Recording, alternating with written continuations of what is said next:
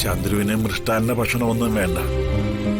എന്നോടൊപ്പം ഇറങ്ങി തിരിച്ചതിൽ പിന്നെ ഉള്ളതുകൊണ്ട് ഓണം പോലെ ശീലിച്ച് ജീവിച്ചവളാ. എനിക്ക് തരുന്നത് ഈ പങ്ക് എന്തെങ്കിലും കൊടുത്താൽ മതി.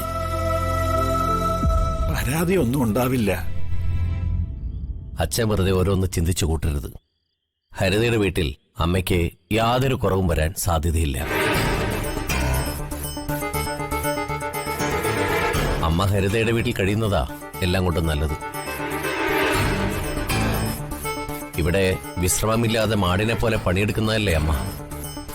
ആരും നിർബന്ധിച്ചിട്ടല്ലല്ലോ. അതാ അമ്മയുടെ രീതി.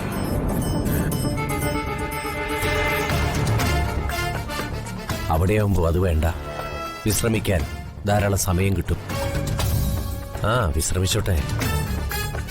അവളില്ലാത്തപ്പോ ശരീരത്തിന്റെ ഒരു ഭാഗം തളർന്നതുപോലെ, ഊന്നുവടി നഷ്ടപ്പെട്ടതുപോലെ. അതൊക്കെ അച്ഛന്റെ തോന്നല. മതിമോളെ, കഴിക്കച്ച. അമ്മ വിളമ്പി തരുമ്പോ കഴിക്കുന്നത് പോലെ തഞ്ചപ്പെട്ടിരുന്ന് കഴിക്കച്ച. വിഷമിക്കൊന്നും വേണ്ട. ഇത്രയും കാലം രണ്ടുപേരും ഒരുമിച്ച് കഴിഞ്ഞാലേ ഇനി കുറച്ചു കാലം വേർപിരിഞ്ഞു കഴിഞ്ഞും പഠിക്കണം.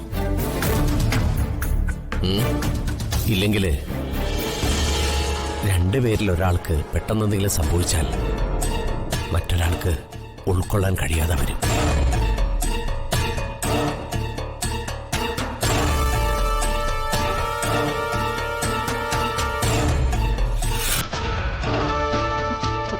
കഴിക്കച്ച.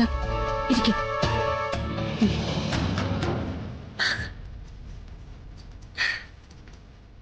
പ്രകാശേട്ടൻ എന്തിനിങ്ങനെ ഓരോന്ന് പറഞ്ഞ് അച്ഛനെ വിഷമിപ്പിക്കുന്നേ?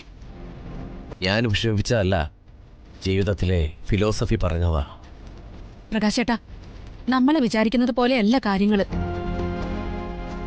മുകളിലിരിക്കുന്ന ആളുടെ തീരുമാനങ്ങളാ ഇവിടെ നടപ്പിലാവുന്നത്. അച്ഛൻ കഴിക്കേ.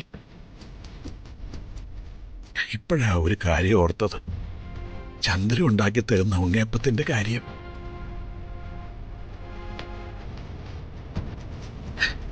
ജീവിതത്തിൽ എന്തെങ്കിലും വിഷമങ്ങൾ ഉണ്ടാവുമ്പോ ഉണ്ണിയപ്പം തന്ന ചന്ദ്ര വിഷമം തീർത്തിരുന്നത്. അറിയാം. അമ്മ ഉണ്ടാക്കുന്ന ഉണ്ണിയപ്പത്തിന്റെ സ്വാദ് ഇപ്പോഴും എന്റെ നാവിലുണ്ട്. പക്ഷെ എന്ത് ചെയ്യാനാ അച്ഛാ, എനിക്ക് ഉണ്ണിയപ്പം ഉണ്ടാക്കാൻ ശരിക്കും അറിയില്ല. കല്ല് പോലിരിക്കും. ഇല്ലെങ്കിൽ ഞാൻ ഉണ്ണിയപ്പം ഉണ്ടാക്കി തന്നേനെ. സാരമില്ല മോളെ.